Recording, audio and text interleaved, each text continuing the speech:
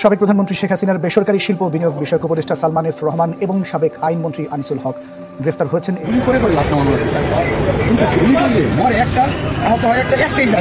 গুলি করে লাশ নামানো লাগছে স্যার, গুলি করি একটারে মরে আর একটা, আহত হয় একটা, একটাই যায় স্যার, বাকিটা যায় না। এইটা হলো স্যার সবচেয়ে বড় আতঙ্কের বিষয় এবং দুশ্চিন্তার বিষয়। এভাবে বৈষম্য বিরোধী ছাত্র আন্দোলনে শিক্ষার্থীদের উপর নির্বিচারে গুলি করার বর্ণনা সাবেক স্বরাষ্ট্রমন্ত্রী আসাদুজ্জামান খান কামালকে দিচ্ছিলেন এক পুলিশ। আচ্ছা, এই জিনিসটা আমি আপনাদের পরিষ্কার করে দিচ্ছি। আসসালামু আলাইকুম দর্শক মণ্ডলী, সালমান এফ রহমান নিজের দাড়ি, সাদা পাকনা দাড়ি কিন্তু কামিয়েও শেষ রক্ষা তার হলো না। এবার তিনি কোটি কোটি টাকা সহ আইনমন্ত্রী আনিসুল হক সহ কিন্তু আটক হয়েছে। দর্শক মণ্ডলী, আজকের ভিডিওটি অত্যন্ত ইন্টারেস্টিং হতে যাচ্ছে। সালমান এফ রহমান আপনারা প্রত্যেকেই চিনে থাকেন, বেক্সিম কোর মালিক এবং এক কথায় বলতে গেলে বাংলাদেশের অন্যতম শিল্পপতি। সে কিন্তু এবার আটক হয়েছে কোটি কোটি টাকা সহ, এবং তার দাড়ি দুরা দরবেশ বাবার যে বেশ সবগুলো ছেড়ে দিয়েও কিন্তু শেষমেশ তার শেষ রক্ষা হয়নি। এ সম্পর্কিত আমাদের হাতে প্রতিবেদন রয়েছে, সেই প্রতিবেদনগুলো একটু মনোযোগ দিয়ে দেখে আসুন। সাবেক প্রধানমন্ত্রী শেখ হাসিনার বেসরকারি শিল্প বিনিয়োগ বিষয়ক উপদেষ্টা সালমান এফ রহমান এবং সাবেক আইনমন্ত্রী আনিসুল হক গ্রেফতার হয়েছেন। এই বিষয়ে দর্শক আপনাদের আরও জানাতে চাই। নিউজরুম থেকে আমাদের সাথে যুক্ত হচ্ছেন সহকর্মী মাসুদুর রহমান। আমি তার সাথে কথা বলব। মাসুদ, ঠিক কখন তাদের দুজনকে গ্রেফতার করা হলো এবং কোথা থেকে আসলে তারা গ্রেফতার হলেন?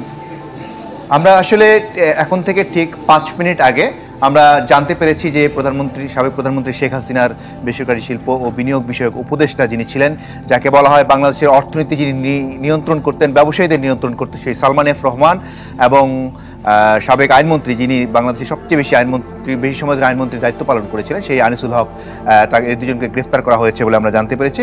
আমরা জানতে পেরেছি দুটো সূত্র থেকে। একটা সূত্র বলছে যে তারা সাতক্ষীরার ভোমরাদহ সীমান্ত থেকে গ্রেফতার করা হয়েছে। আরেকটি সূত্র ঢাকা মেট্রোপলিটন পুলিশ কমিশনার সূত্রে আমাদেরকে যেটা জানানো হয়েছে সেটি হলো যে নৌপথ দিয়ে পালানোর সময় এই দুজনকে সদরঘাট থেকে গ্রেফতার করা হয়েছে। দুটি সূত্র দুই দিক থেকে বলা হয়েছে, তবে যেহেতু ডিএমপি কমিশনার আমাদেরকে সবশেষ জানিয়েছেন যে এই দুজনকে গ্রেফতার করা হয়েছে, সেই বিষয়টি আপাতত সেই সূত্রটি আমরা নিশ্চিত করে আমরা আমাদের ব্রেকিংটি নিশ্চিত হয়ে ছাড়ি। আর এই দুজনের বিষয়ে যদি আমরা বলতে চাই, দেশের অর্থনীতি বিষয়ে গেল 15-16 বছরে সালমান এফ রহমান যে ভূমিকা রাখতেন সেসব বিষয়ে সবগুলো বিষয় এখানে জড়িয়ে আসবে।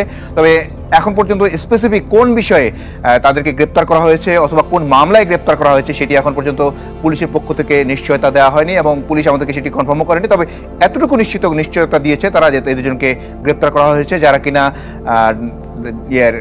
সদরঘাট দিয়ে তারা পালাতে চেয়েছিলেন বলে পুলিশ সূত্র বলছে। তো দেশের বিচার বিভাগ নিয়ন্ত্রণ করতেন আনিসুল হক, তার বিরুদ্ধে অনেক অভিযোগ ছিল। আমরা অনেক সাংবাদিকরা তার বিরুদ্ধে সংবাদ প্রকাশ করতে পারেনি। তিনি একটি বিচারকদের সিন্ডিকেট নিয়ন্ত্রণ করতেন, আমরা কাছ থেকে দেখেছি। এবং সেই আনিসুল হককে আজকে গ্রেপ্তার করা হয়েছে। কিছু অভিযোগে, সুনির্দিষ্ট অভিযোগে পুলিশ গ্রেপ্তার করেছে বলে পুলিশ থেকে কনফার্ম করেছে। আর সালমান এফ রহমানের বিষয়ে যদি আমরা বলি, তিনি দেশের বেশি বাণিজ্য বিভাগে যিনি মাফিয়া বলা হয় সেটি তিনি নিয়ন্ত্রণ করতেন, তাকেও গ্রেপ্তার করা হয়েছে। সব মিলিয়ে আমরা হয়তো পরের সংবাদে আপনাকে জানাতে পারবো যে কোন দুটি মামলা তাকে গ্রেপ্তার করা হয়েছে এবং কোথায় তাদেরকে নিয়ে যাওয়া হচ্ছে সেটিও নিশ্চয়ই পরবর্তী বুলেটিনে আপনার মাধ্যমে জানাতে চেষ্টা করবো। দর্শক, সাবেক প্রধানমন্ত্রী শেখ হাসিনার বেসরকারি শিল্প ও বিনিয়োগ বিষয়ক উপদেষ্টা সালমান এফ রহমান এবং সাবেক আইনমন্ত্রী আনিসুল হক, এই দুজনকে গ্রেফতার করা হয়েছে। আমাদের সহকর্মী মাসুদুর রহমান এ বিষয়ে জানাচ্ছিলেন।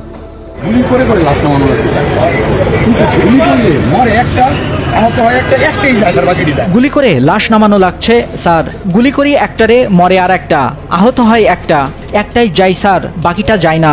এইটা হলো স্যার সবচেয়ে বড় আতঙ্কের বিষয় এবং দুশ্চিন্তার বিষয়। এভাবে বৈষম্য বিরোধী ছাত্র আন্দোলনে শিক্ষার্থীদের উপর নির্বিচারে গুলি করার বর্ণনা সাবেক স্বরাষ্ট্রমন্ত্রী আসাদুজ্জামান খান কামালকে দিচ্ছিলেন এক পুলিশ।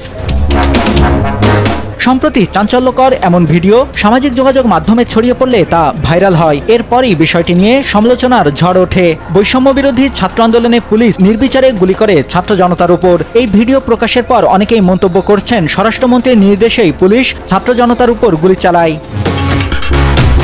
ভিডিওতে দেখা যায় এক পুলিশ কর্মকর্তা ইকবাল স্বরাষ্ট্রমন্ত্রীকে মোবাইলে ভিডিও দেখিয়ে গুলি করে হত্যার লোমহর্ষক বর্ণনা করছেন। এ সময় সেখানে আরও উপস্থিত ছিলেন সাবেক IGP Chowdhury Abdullah Al Mamun, DMP commissioner Habibur Rahman সহ বেশ কয়েকজন পুলিশ কর্মকর্তা।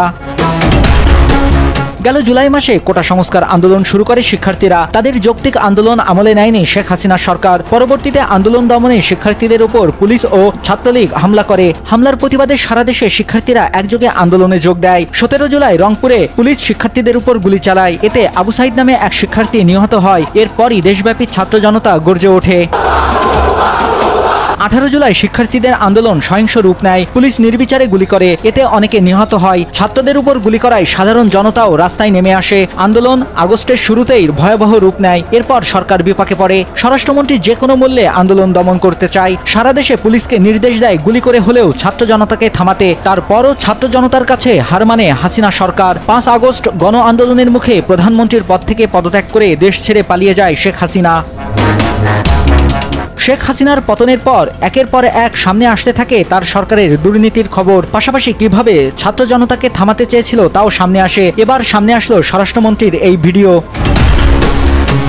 এদিকে সাবেক প্রধানমন্ত্রী শেখ হাসিনা, সাবেক সড়ক পরিবহন ও সেতুমন্ত্রী ওবায়দুল কাদের, সাবেক স্বরাষ্ট্রমন্ত্রী আসাদুজ্জামান খান কামাল সহ 7 জনের বিরুদ্ধে মুদি দোকানদার আবু সাইদকে হত্যার অভিযোগে করা মামলার আবেদন নিয়ে আদেশ দিয়েছে আদালত। আদেশে আবেদনটি এজাহার হিসেবে গ্রহণ করার নির্দেশ দেওয়া হয়েছে। 13 আগস্ট ঢাকার মেট্রোপলিটন ম্যাজিস্ট্রেট রাজেশ চৌধুরীর দর্শক মণ্ডলী, আপনারা এতক্ষণ ধরে কিন্তু প্রতিবেদন দেখে আসলেন সালমান এফ রহমান কিভাবে আটক হয়েছেন। আমি জাস্ট অবাক হয়ে যাচ্ছি যে একটা এত বড় বড় দাড়ি তিনি কিভাবে কেটে ফেললেন।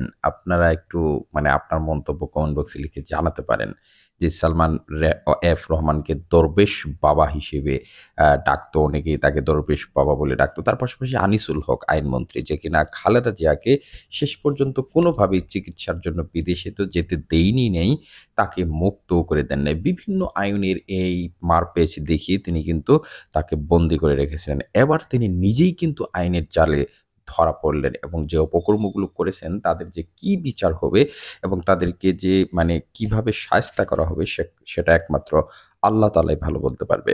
দর্শক মণ্ডলী, আপনারা জানেন যে এই সালমান এফ রহমান বাংলাদেশের ব্যাংকিং খাত থেকে শুরু করে শেয়ার বাজার কেলেঙ্কারি থেকে শুরু করে এত বড় বড় জঘন্য অপরাধ করেছে। তার পাশাপাশি আবার শেখ হাসিনার সাফাই গেয়েছে, যেখানে বাংলাদেশের অর্থনীতি অনেকটাই একেবারে ভঙ্গুর অবস্থা।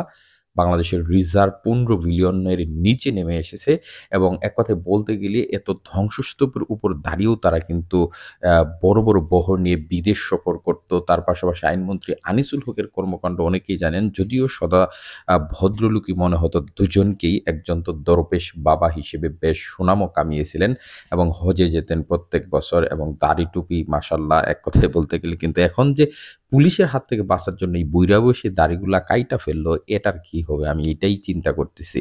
আপনারা হয়তোবা তার চেহারাটা দেখলে কিছুটা আন্দাজ করতে পারতেছেন যে আগে এবং পরে তার কি হাকিকত। এক কথায় বলতে গেলে আপনারা অনেকেই হয়তোবা প্রথম দেখায় তাকে চিনতেও পারছেন কিনা সেটা সন্দেহ। আমি নিজেও প্রথমে দেখে তাকে আউলাইয়া গিয়েছিলাম যে আসলেই কি এটা সালমান এফ রহমান নাকি অন্য কেউ। পরবর্তীতে যখন ভালো করে খেয়াল করলাম যে এটাই আমাদের দরবেশ বাবা, আউলিয়া বাবা, এই হইল আমাদের সালমান এফ রহমান। দর্শক মণ্ডলী, যাই হোক, ভিডিওটি সম্পূর্ণ দেখে থাকলে এই সম্পর্কিত আপনার মূল্যবান মন্তব্য অবশ্যই কমেন্ট বক্সে লিখে জানাবেন। আর পরবর্তী আপডেট পেতে যারা এখন পর্যন্ত আমাদের এই চ্যানেলটিকে সাবস্ক্রাইব করেননি, চ্যানেলটিকে সাবস্ক্রাইব করে পাশে থাকা বেল আইকনটি বাজিয়ে সাথে থাকবেন। ধন্যবাদ সবাইকে। আসসালাম।